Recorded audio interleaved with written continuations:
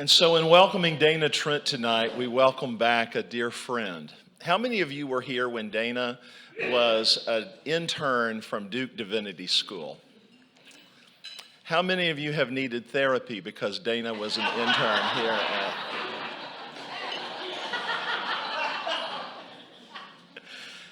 at... When I arrived, Dana was one of our deacons. She may have been one of your deacons. I know that several of our folks have commented that there was not a more engaged and attentive deacon that they've ever had than Dana. So Dana is named for a town in Indiana, Dana, Indiana, Dana, Indiana, Dana, Indiana, which is not far from Terre Haute. And so this book is a journey into origins and family and the trauma that comes with all of that. There are aspects of this book that are tremendously courageous and brave and poignant and tender, and it is a magnificent read. If you haven't bought the book, they are for sale. Delma and Betty will be over there after Dana's reading. Dana is a friend to our church, and with Fred, they have carved out quite a little way of being in the world, and we are all blessed because of it. Join me in welcoming Dana Trent back to Binkley. I'm going to sit down because I heard my mother's voice tonight, and she said, Dana, you are going to go to church in jeans, and so you must pair it with a pair of nice heels. So on that note, I'm going to sit down. But it's so great to see y'all. Oh my gosh, the room is full of memories and people whom Fred and I love very, very dearly. So thank you all so much for having us. Fred and I were married in this church. I was baptized in this church. I interned in this church. We were members and are watch care members of this church always and forever. Y'all are my home and my community. So it's so good to be home. I'm very grateful. I'm also grateful that we have many special guests. Susan Mitzner is here, Professor Susan Mitzner, who gave me my very first teaching job ever. Thank you, thank you, thank you. Took a chance on me 13 years ago. And gave me my first professor job, and I'm still going, Susan. God bless our students. I'm still going, so thank you. And Paul Haywood is here. Paul is here, my very first youth minister in Reedsville, North Carolina at First Baptist Church, right after we left Chapel Hill the first time, before we came back in 2004. And so I saw Elizabeth Stroop earlier, got a hug from Elizabeth. Elizabeth, where are you right now? There you are. Is here. I'm so happy to see you. And we were going through the line getting food, and I heard this voice, and I thought, I know that voice. It's the voice of an angel, and it was Wayne Robinson right there.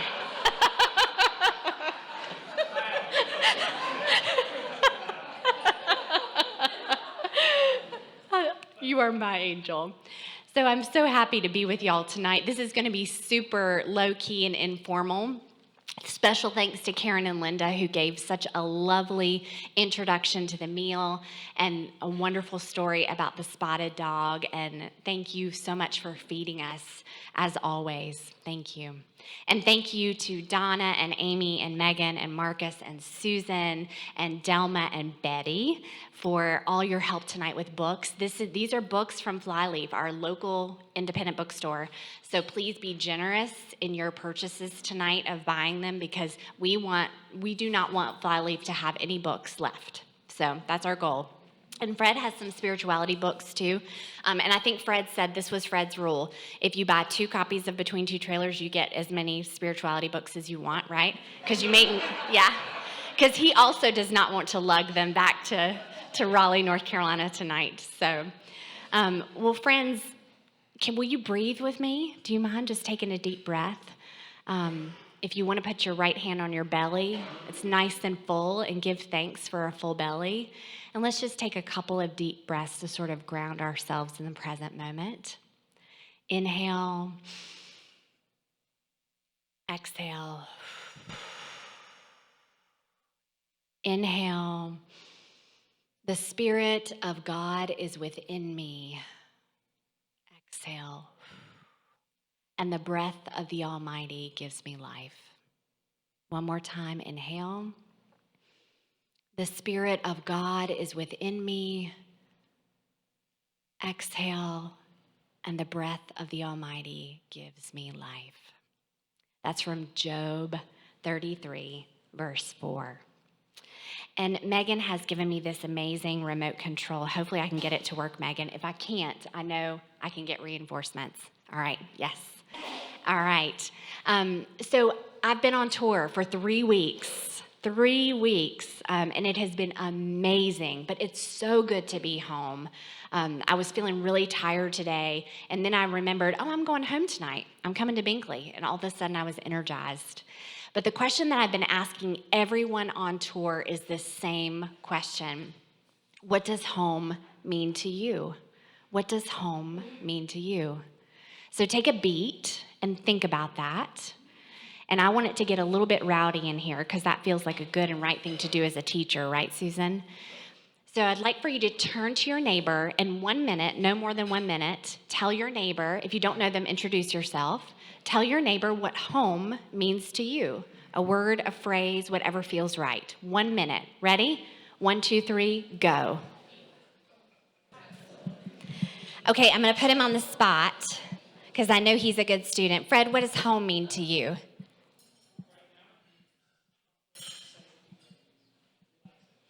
Fred said, right now, it means comfort, safety, and relaxation. Great answers. Yeah. Elizabeth, what does home mean to you?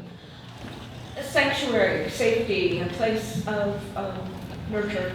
Sanctuary, safety, a place of nurture. Oh, I love it. Paul? It's open arms where they welcome you always. Open arms where they welcome you always. Oh. Susan? Where my heart is. Oh, I love that. And then the other Susan. Susan Reed, where are you? There you are. Belonging. Susan Reed said belonging. Susan Rogers. Away from the world. Away from the world? Yes, away from the world. Kind of going back to sanctuary, safety, security. All right, this side of the room. Maria, what about yours? He's homeless. So the in-between, maybe. Uncertainty? Yeah. Kimberly? Where the heart is. Yes. Marie, you may have said this. I thought I heard longing. Oh, great. Okay. Yep. What else? What else? Wayne, what does it mean to you? Now that's nurture. Okay, thank you. Good. I was going to say he's... Yes. Nurture. What else? Anybody have a not so great feeling when they think about home? Yeah. On tour, it was lovely to see all the warm and comforting words about home, but also the realization that home is hard for a lot of folk. Home is triggering. It might be dangerous. It might be unstable. It might be a little scary, or it might be sad because it might be a home of grief or loss, recent or decades old, right? It might be a place of pain. So I say all this to say because you all are people of faith. And so when you walk into a room, as people of faith, as people who are spiritual, you intuitively have your antenna tuned up to different people and what their experiences of home might be. And that's so important because what I have discovered through teaching this book and just teaching in general and being a professor of community college students is that everyone is walking through the world with really heavy luggage. And those suitcases are full of stuff. And the stuff might be trauma, adverse childhood experiences. It might be divorce. It might be grief, loss. It might be chronic illness. It might be mental unwellness. And so as people who are spiritual and tuned into other people, especially to empathy, this is such a good question for us to not only ask of ourselves, but to consider what it might be like for others, right? And I say all of this because it's a great way, too, of grounding this talk. Because, as many of you know, Megan, there we go. I lived with the lady. How many of you remember this lady? Yes. Okay, now I'm going to transition over here. So this is the lady. Also, I stood up here so I could see you, not where I could see you while I asked you questions. This is the lady in 1956. So this is in 1956 when she was the youngest of 5 children living on a tobacco farm in central North Carolina, in Reidsville, North Carolina. And she had beautiful diamond jewelry and always had debutante gowns and furs and a weekly, sometimes, if not monthly at the very least, shopping budget to Montaldo's gift shop in Greensboro, North Carolina. How many of you know of a Montaldo's or an equivalent, right? Yes. So the lady was the youngest of 5, and she was what her 4 older siblings politely referred to as spoiled rotten. How many of you are the baby? How many of you are the oldest? Ooh, look at y'all. Middle children, where are you? I see you. Yes.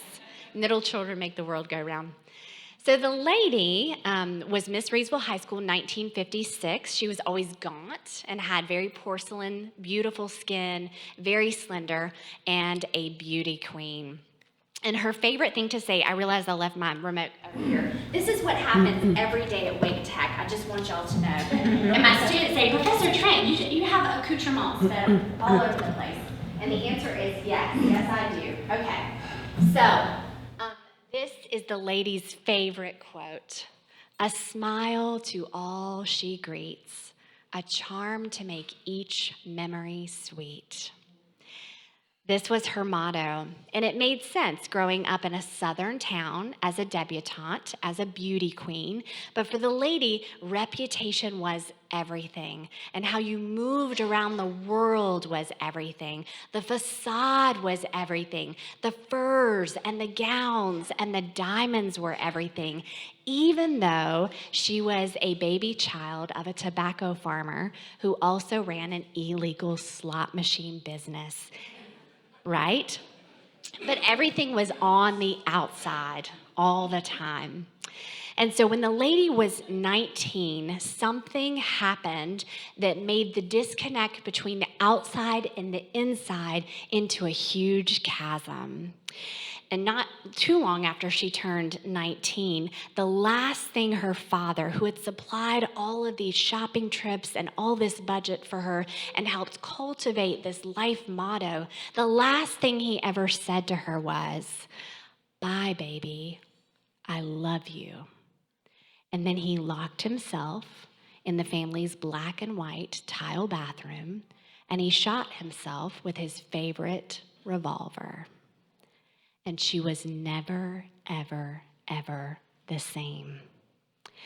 And so the doubling down on the outside, having to be perfect and beautiful and calm despite this huge inside of turmoil and trauma and not coping with the late 1950s suicide at a time where no one talked about suicide, was heartbreaking for her.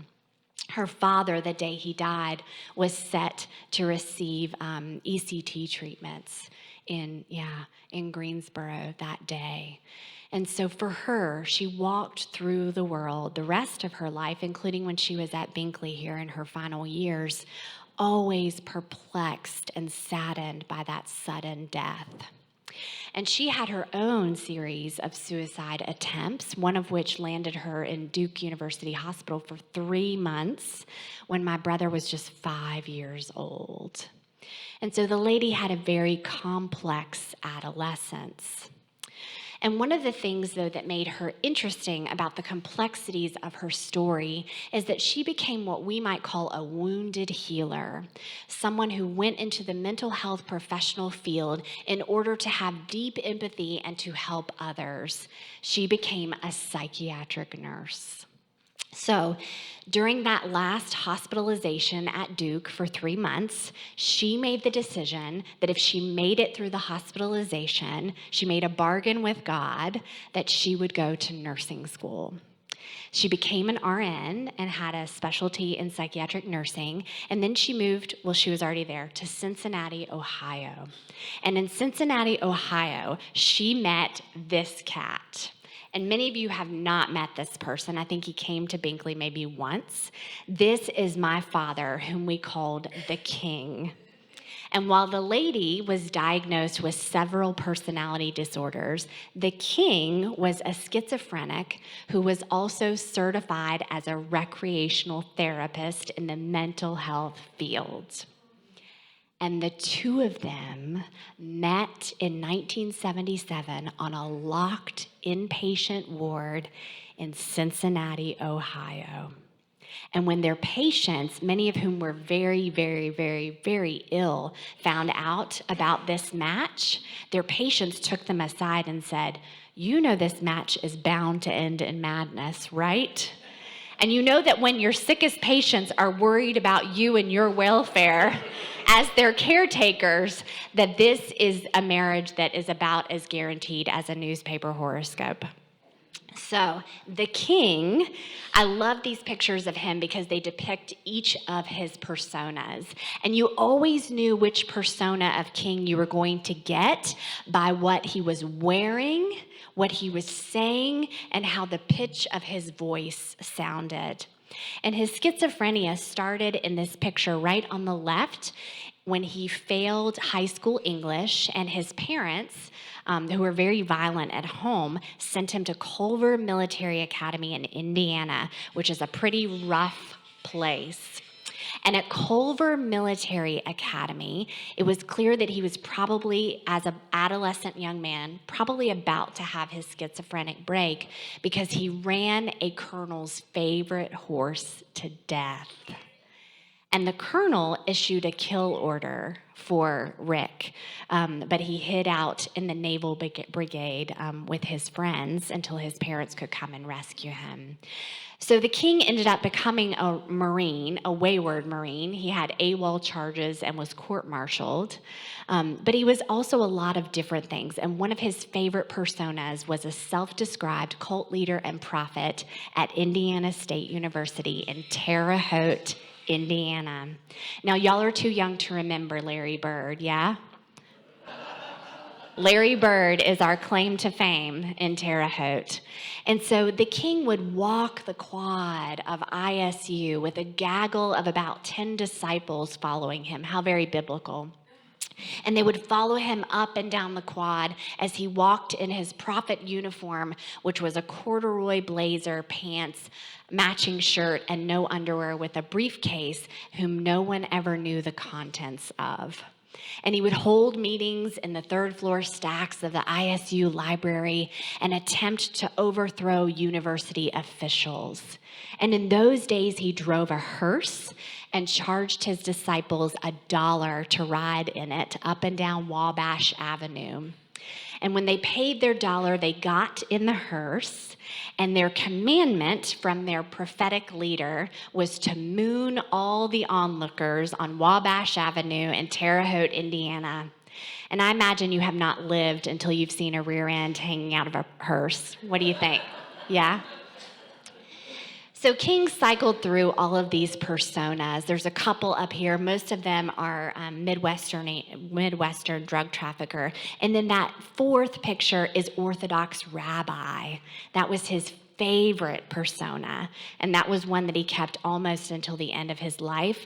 The final persona is what he called Indiana Hillbilly, which probably was very on brand for how he felt about himself. But the King, who is schizophrenic, met the lady who had several personality disorders, and they did what all very, smart, stable, responsible folk did. they quit those very good, well-paying jobs at Rollman's Psychiatric Institute because they were offended by the advice that their patients had given them to not date and get married. And so they packed up a U-Haul and headed for Los Angeles, California, to worship at the feet of a TV preacher named Dr. Robert Schuller. Y'all are too young to know Dr. Schuller. Goodness gracious.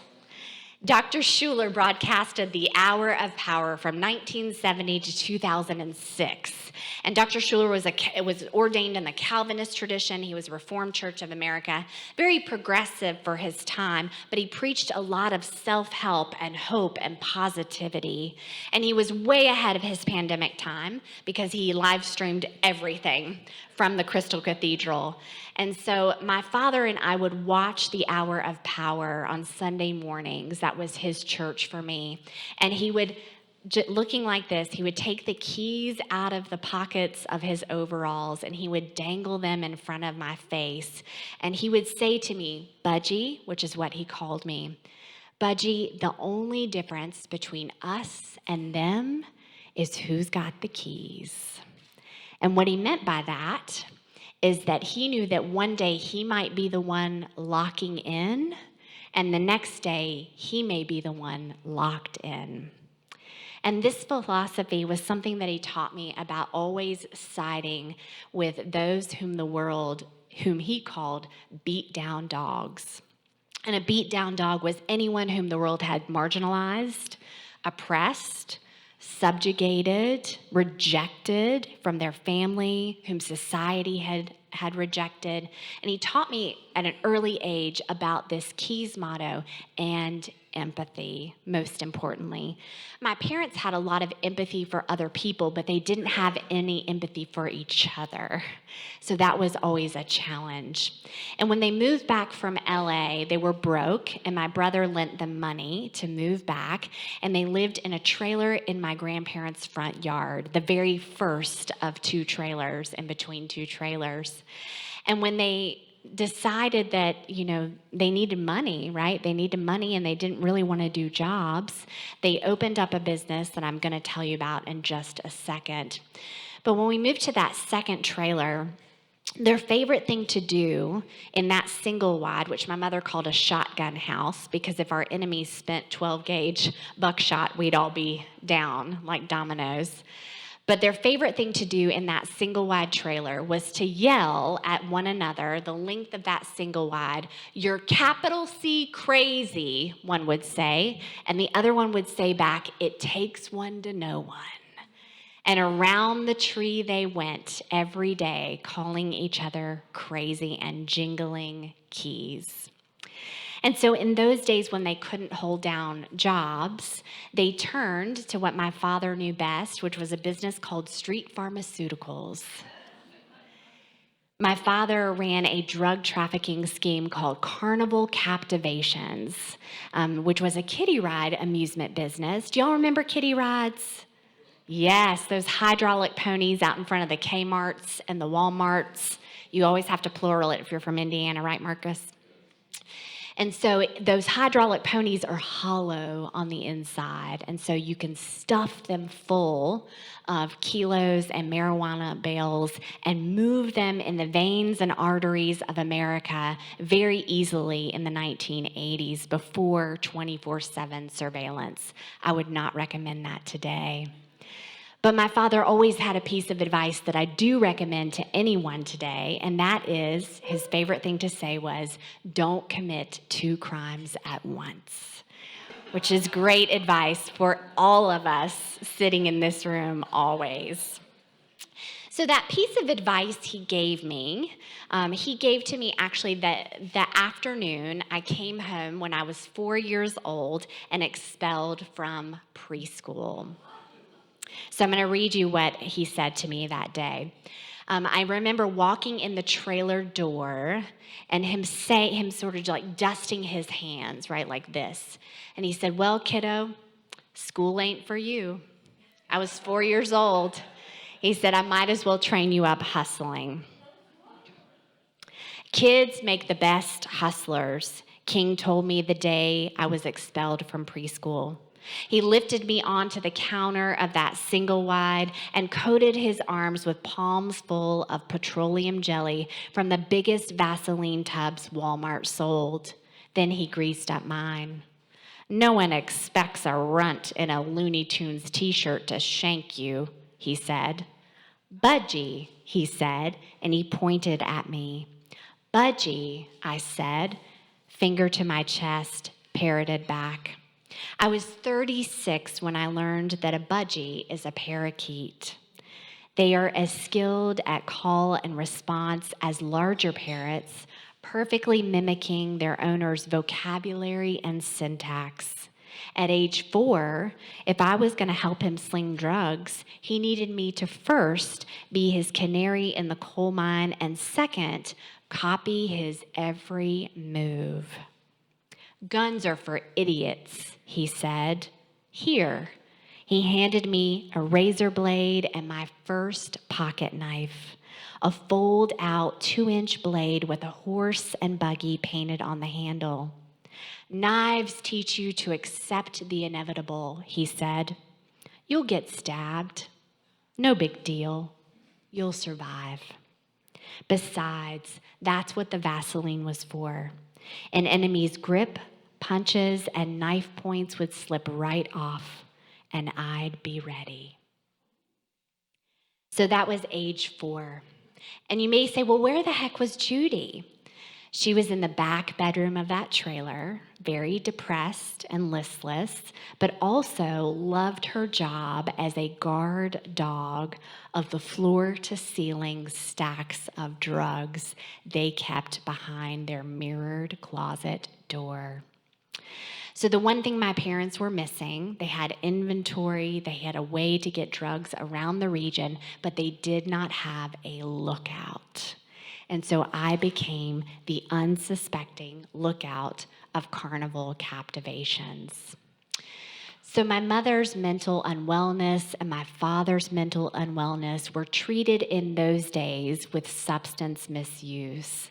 But as you know, self-medicated minds are really, really hard to soothe. So in those days, I really became a pawn between the two of them, running the length of that trailer, trying to figure out my place as my father's daughter or my mother's daughter. And the irony is that both of them had very deep faith. Very deep faith. My father was in his sort of Orthodox Jewish persona in those days, and he loved to run the drug business like a religion. There were rules. I've given you a few of them. There were rituals. I told you about one of them in the Vaseline. There was a hierarchy, right? And he was very keen that what we were doing was for the Lord because we were helping other unmedicated, unquiet minds be soothed with the substances that fueled the uppers and downers people needed in the Midwest. It was his ministry. So faith was a consistent through line in my childhood.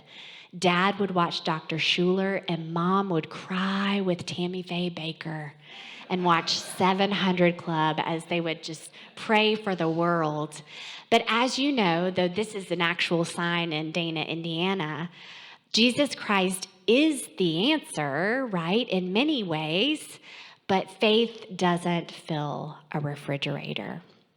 So that business became the cornerstone of our livelihood. A preschooler's hands are the perfect size for razor blades. I know because I helped my schizophrenic father chop, drop, and move kilos in kiddie ride carcasses across flyover country. So I became my father's daughter in those days, and that certainly upset the lady. She wanted a caretaker, and she wanted a polite, Southern debutante little girl, maybe even a trophy wife for Fred, whom she didn't know yet. Sorry, Fred, you didn't get your trophy wife. But But this is the lady and me on a North Carolina beach before the divorce. But she always wanted to come back to North Carolina. And the summer after I turned 6, she packed the silverware in the trunk of our brand new Oldsmobile that she had bought on credit, and we left. And from that day on, she expunged Indiana from my record. Later, my name was changed. Trent is not my birth name. And so she did everything in her power to make sure I was not going to be my father's gritty Midwestern daughter. Now, that was probably helpful in a lot of ways, but it also creates a tear between two parents, a tear between two states, two cultures, two families, two different homes.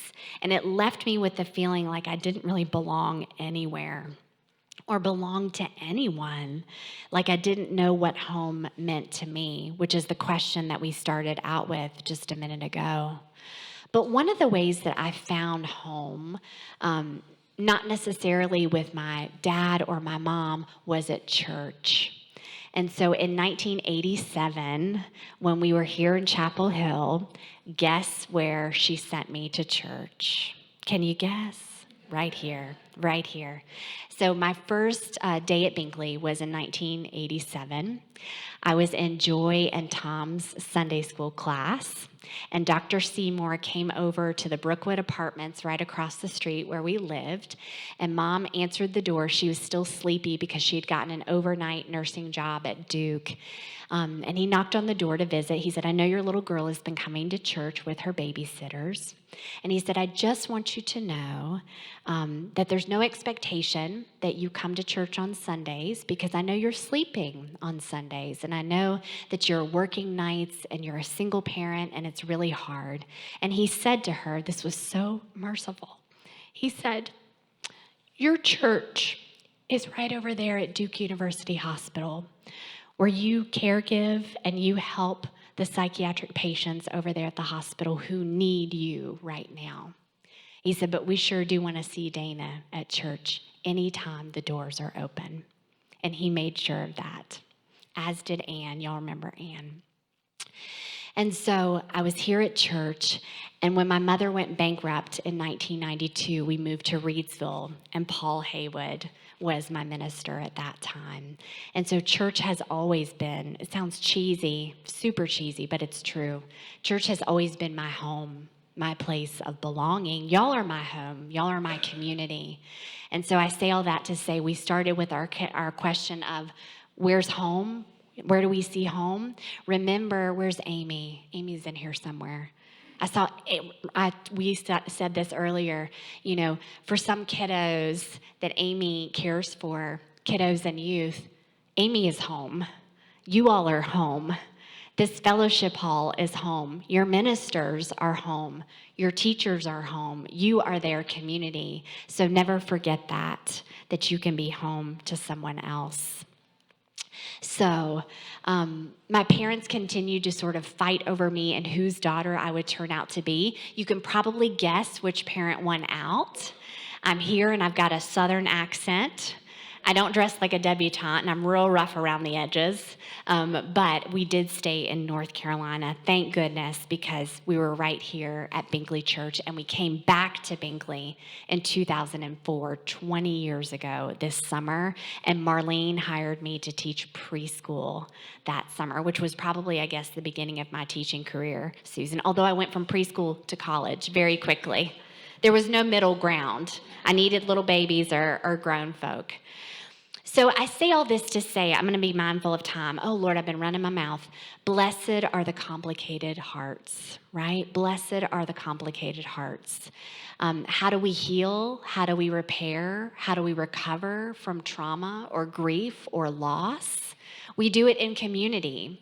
We do it when we look inside, which is something that Elizabeth and Wayne taught me when I was in chaplain training at UNC. We do it by studying our family systems and by going through the mess and by remembering something that you taught me that I say every day, which is there is always pain behind anger. There is always pain behind anger. And so I'll never forget that. And I'll never forget everything that y'all have taught me and shown me and all the love, because you have helped me heal. You have helped me tell this story so that when I meet people on the road that say, this is the book I need right now, or this is the book I needed 20 years ago, they have it. It's accessible to them. And so my hope and prayer is that we will always remember the complicated hearts, ourselves included. I'm going to open it up for questions in just a moment, but I want to read something to you right here at the end of Between Two Trailers. I realize now that the real danger of my drug trafficking childhood wasn't the weapons or the fight training or the drug business.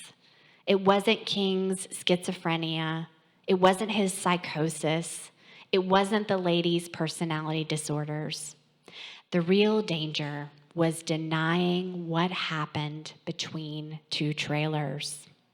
The real danger was in not accepting my parents for who they were: mental unwellness and addiction and poverty and all. The real danger was in not realizing that they were doing the very best they could with what they had. The real danger was hiding it all. Maybe King was right. Maybe you can't fix crazy. Or better yet, maybe you don't need to. Because trying to means that you spend your entire life thinking you are adrift, which leads you secretive, ashamed, isolated, angry, confused, wandering, and lonely, as Budgie or Revy, depending on the day, when in fact you are really both. Home, it turns out, was there all along in my two very loving and very unconventional yet faithful parents who believed in miracles. I am their miracle. I am their legacy. They are my home. Home, it turns out, is where the war is. It's also where the healing begins. Amen? Amen. Thank you, friends. Oh, bless you.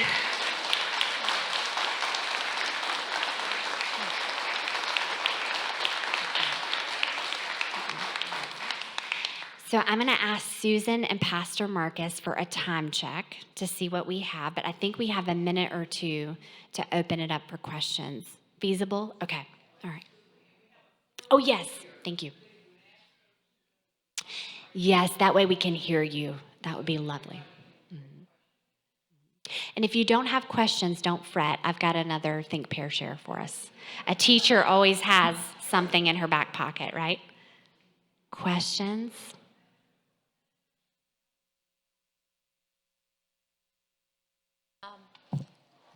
I really enjoyed the audio books version. Thank you for reading your book, and that was a lot of fun. I drive a lot, and shocking and concerning. And one of the things I thought about, you said that Reverend Seymour came to your home, and I kept thinking how many people like little Dana I have known and not known what to do and how to help. I worked in the public schools for many years, and I think of your teachers here at Ephesus Church School, and you mentioned them in your book very kindly, but I wonder, your teachers, can you think of things that we as a church or the teachers in the schools can do that are helpful, and don't end up leaving children more vulnerable with social workers intervening and people taking them out of, their families? What could have been done for you? Have you thought about that? That's a great question. Thank you, Maria. One thing I think that helps is community. You know, and it sounds cheesy and very basic, but Dr. Vivek Murthy, who is your Surgeon General, our Surgeon General, has asked each and every one of us in this room and everyone living in the United States to establish what's called a culture of connection. And we do that through making space here at church, to having our antenna tuned in to what's going on with kiddos, to providing things like housing where we can, also food, what we did tonight for the food insecure kiddos, and also really just a time, and I'm sure Amy does this, a time to be kids, places to play. I always loved, I still love it, going down to those Sunday school rooms on the other side and playing with all the stoves and all the like cool toys that we had in those Sunday school on the education wing on the other side. And one of the best things I think that Binkley did for me was just providing an opportunity to be a kid. Because for kiddos who are struggling, they aren't kids at home. A lot of them are parenting, parents or parenting siblings, or trying really hard to parent themselves. And so if we can make a space here at church for them to be kids and to be cared for by adults who are here, and clearly I remember the adults who cared for me in this very building, it makes a huge impact. And it helps you survive and thrive, believe it or not. It really does, because it plants seeds that you are loved and cared for, and it gives you a respite from what's going on at home. Thank you.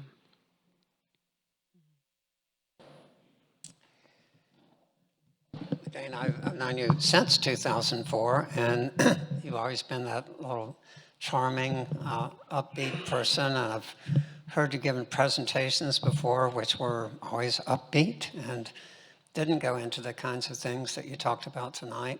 And I just wonder, you must have been creating this story for quite a long time, unraveling, but was there a moment where you felt you had to go into it and share it with other people? Yes. Great question, Herman. It was in 2017 when Mom died. Yeah. I was with her for her last breath at a hospice house in Raleigh.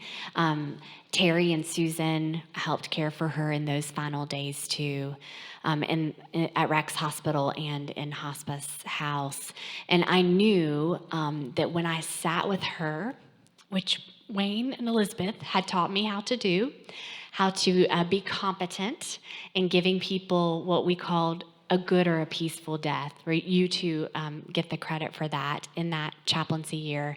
I knew that because I was able to sit with her and give her a good death and be there at her last breath, as soon as she took it, I knew that it was time for me to figure out who I was. I did exactly my duty as her daughter and exactly what she wanted me to do, and she deserved that. Fred is the first to say that. Fred is the first to say, your mom deserved that, and you did that for her, Dana. But I also knew, you know what, Dana, you got to figure this out. You're no longer Judy's daughter, and you're no longer King's daughter. Who do you want to be? And I couldn't figure that out until I told the truth, because the truth was always triggering to my parents, and I couldn't be me when the two of them were living, because death affords us a different kind of relationship with some folks that isn't possible in life. So that's when it started. Thank you. Great question. Dana, growing up, did you share with an adult or with a girlfriend or with anyone any of this hard truth that you were holding? Never. I did not. Because the other rule in my family, Libby, that's a great question, was don't write anything down.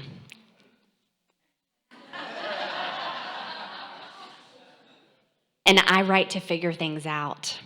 So even my journals, because all of my journals were read, all of my letters were read, everything was read all the time.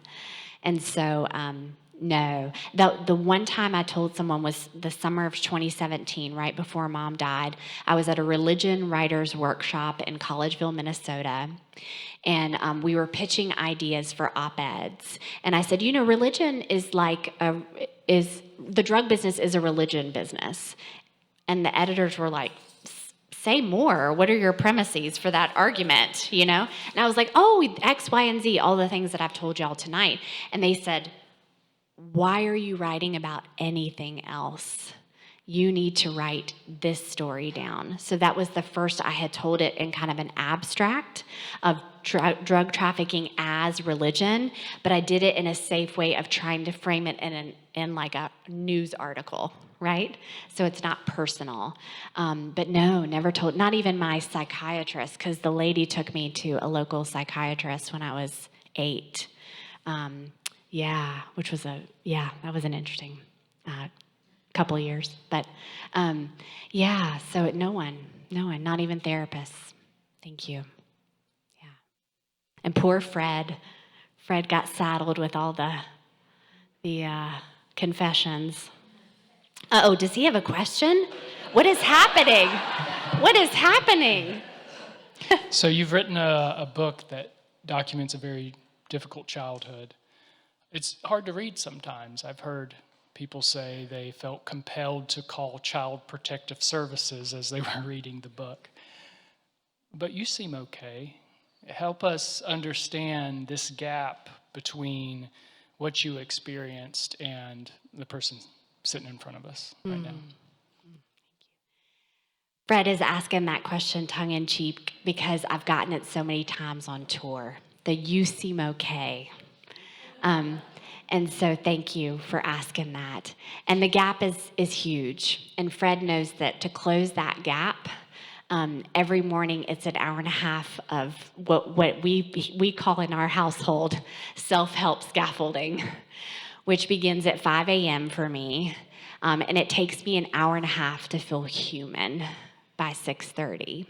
And so what happens in that hour and a half is an untangling of all the trauma and pain and anger through trauma tools that I've learned through decades of therapy. So CBT tactics, some EMDR tactics, if y'all are familiar with those, journaling, meditation, also scripture reading, contemplative prayer, breathing, yoga, movement, keeping my body moving.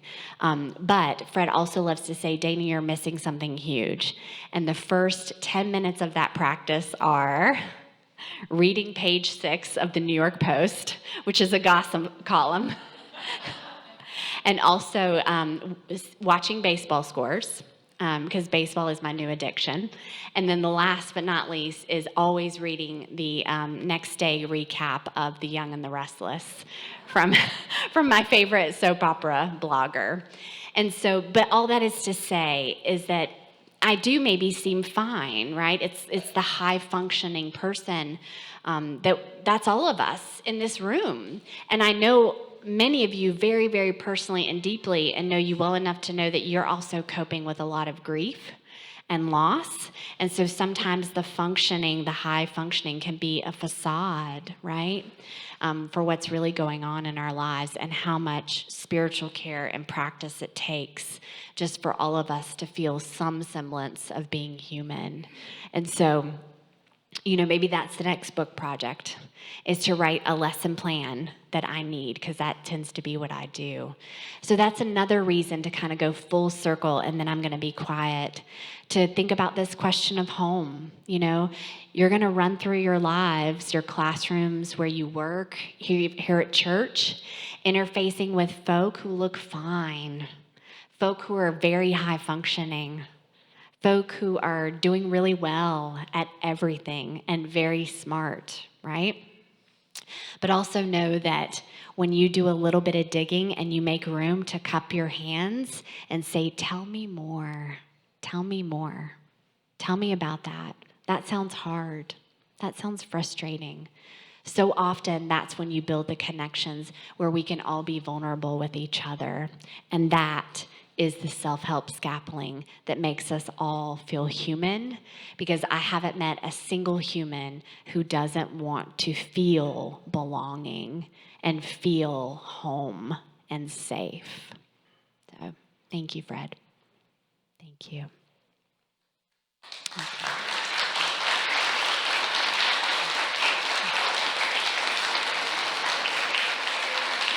Thank you all so much. Please support Flyleaf, and also come get a spirituality book if you want to join me tomorrow morning in spirit in some of these spiritual practices. Binkley, thank you so much for letting me come home. I love you all. Thank you.